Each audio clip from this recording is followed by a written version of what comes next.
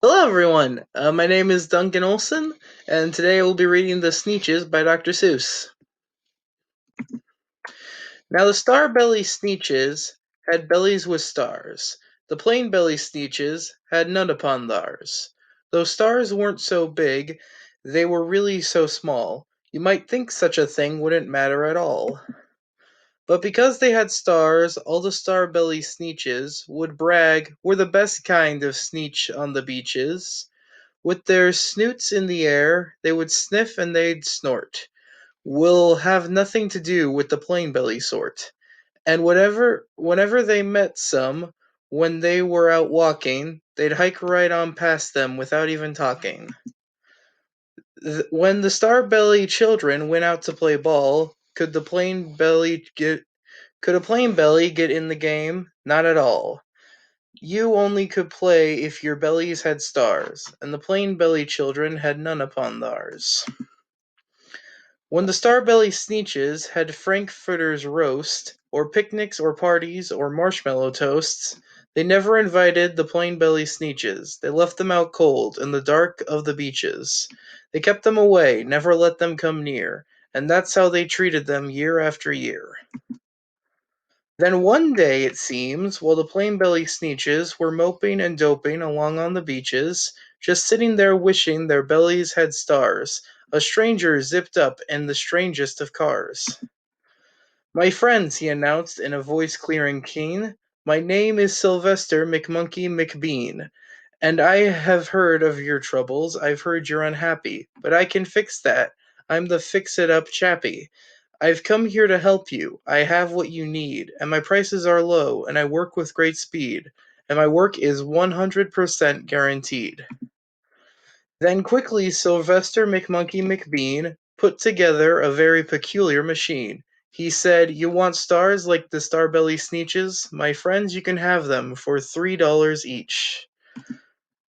Just pay me your money and hop right aboard." So they clambered inside, and the big machine roared, and it clonked and it bonked and it jerked and it burked, and it bopped them about. But the thing really worked. When the plain belly Sneetches popped out, they had stars. They actually did. They had stars upon theirs. Then they yelled at the ones who had stars at the start. "We're exactly like you. You can't tell us apart. We're all the same now, you snooty old smarties. Now we can go with to your Frankfurter parties." "Good grief," groaned the ones who had stars at the first. We're still the best Sneetches, and they are the worst. But now how in the world will we know?" They all frowned. If which kind is what, or the other way around. Then up again McBean, with a very sly wink, he said, oh, he said, "Things are not quite as bad as you think. So you don't know who's who. That's perfectly true. But come with me, friends. Do you know what I'll do? I'll make you again the best Sneetches on the beach, and it will cost you $10 each." "Belly stars are no longer in style," said McBean. "What you need is a trip through my star-off machine. This wondrous contraption will take off your stars, so you won't look like Sneetches who have them on theirs." And that handy machine, working very precisely, removed all the stars from their tummies quite nicely. Then with their snoots in the air they paraded about, and they opened their beaks and let out a shout. "We know who is who, now there isn't a doubt. We're the best kind of Sneetches, are Sneetches without." Then of course those with stars got all frightfully mad. To be wearing a star now was frightfully bad. Then of course old Sylvester McMonkey McBean invited them into his star-off machine. And then of course from then on, as you probably guessed, things really got into a horrible mess. All the rest of the day, on those wild, screaming beaches, the fix-it-up chappie kept fixing up Sneetches. Off again, on again, in again, out again. Through the machines they raced, round and about again, changing their stars every minute or two.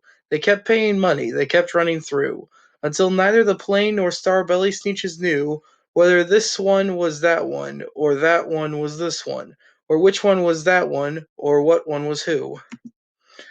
When they when every last cent of their money was spent, the fix-it-up chappie packed up and he went, and he laughed as he drove in his car up the beach. They will never learn, no, you can't teach a Sneetch. But McBean was quite wrong, I'm quite happy to say, that the Sneetches really got quite smart on that day. That day they decided that Sneetches are Sneetches, and no kind of Sneetch is the best on the beaches. That day all the Sneetches forgot about stars, and whether they had one or not upon theirs. Thank you. Hope to see you again soon.